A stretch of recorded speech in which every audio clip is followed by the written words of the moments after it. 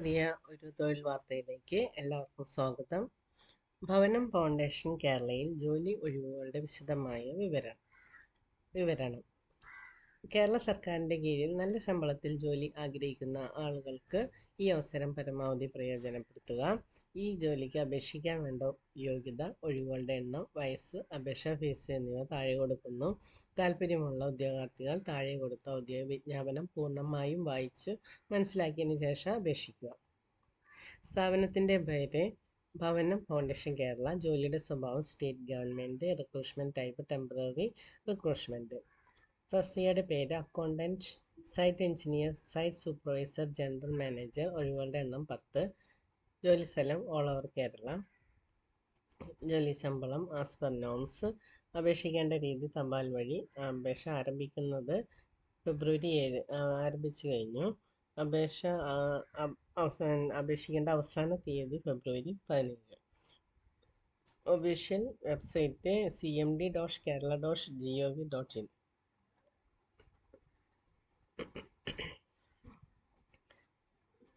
General manager ഒരൊഴിവ്.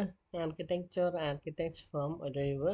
Assistant project manager and senior consultant ഒരൊഴിവ്. Project engineer and consultant ഒരൊഴിവ്. Structural consultant ഒരൊഴിവ്. Geotechnical consultant ഒരൊഴിവ്. Electrical consultant ഒരൊഴിവ്. Site engineer ഒരൊഴിവ്. Site supervisor ഒരൊഴിവ്. Accountant ഒരൊഴിവ്. അങ്ങനെ 10 ഒഴിവുകളാണ്. പ്രായപരിധി 18-നും 50-നും ഇടയ്ക്ക്. 50 വയസ്സ് കവിയാൻ പാടില്ല.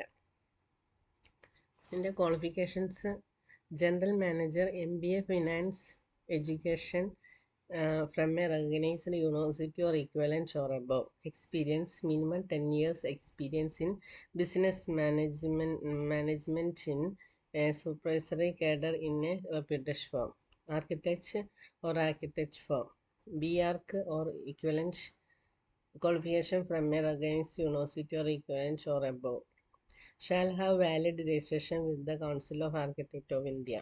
Experience: minimum 5 years experience in the layout and design of apartments, education institutions, hospitals, office complexes, commercial buildings, etc. must be. Experience in the preparations of DPR for government accredited agencies. Assistant Project Manager and Senior Consultant, BTech or BE in Civil Engineering from a recognized board or university or equivalent or above. Experience: minimum 15 years project management experience in the execution of infrastructure projects, apartments and education institutions, hospitals or office complexes, commercial buildings, etc. Thorough knowledge of estimation, tendering, quality control, billing, work auditing, etc. Sound exposure in AutoCAD or project planning, etc. Project engineer and consultant, BTech or BE in civil engineering from a recognized board or university or equivalent or above. Experience: minimum 10 years project management experience in the execution of infrastructure projects, apartments or education institutions or hospitals or office complexes, commercial buildings, etc. Thorough knowledge of estimations, tendering, quality controlling, billing, work auditing, etc. Sound exposure in AutoCAD or project planning, etc. Structural consultant-ന്റെ qualifications: BTech or BE in civil engineering plus MTech or ME in structural engineering from a recognized board or university or equivalent or above. Experience: minimum 10 to 15 years independent experience in carrying out the structural design and preparations of drawing for infrastructure projects and buildings. Thorough knowledge of AutoCAD, STAAD, etc.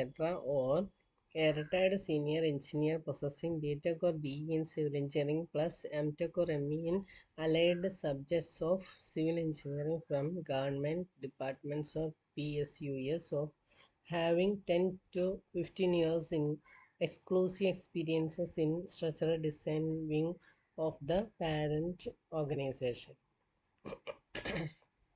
Geotechnical consultant, BTech or B in civil engineering plus MTech or ME in geotechnical engineering from a recognized board or university or equivalent or above.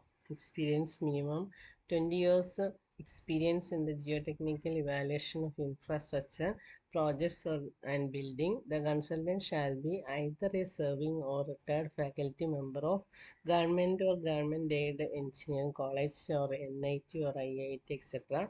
engaged in external consultancy was. അതുപോലെ electrical consultant, site engineer, site supervisor, accountant ഇവയുടെ എല്ലാം qualifications നിങ്ങൾ സൈറ്റിൽ നോക്കി തന്നെ വായിച്ചെടുക്കുക. ഇനി അപേക്ഷാ fees unreserved and OBC കാറ്റഗറിക്ക് അപേക്ഷാ ഫീസ് ഇല്ല. SC ST EWS ഫീമെയിലിന് അപേക്ഷാ ഫീസ് ഇല്ല. PW BD അപേക്ഷാ ഫീസ് ഇല്ല.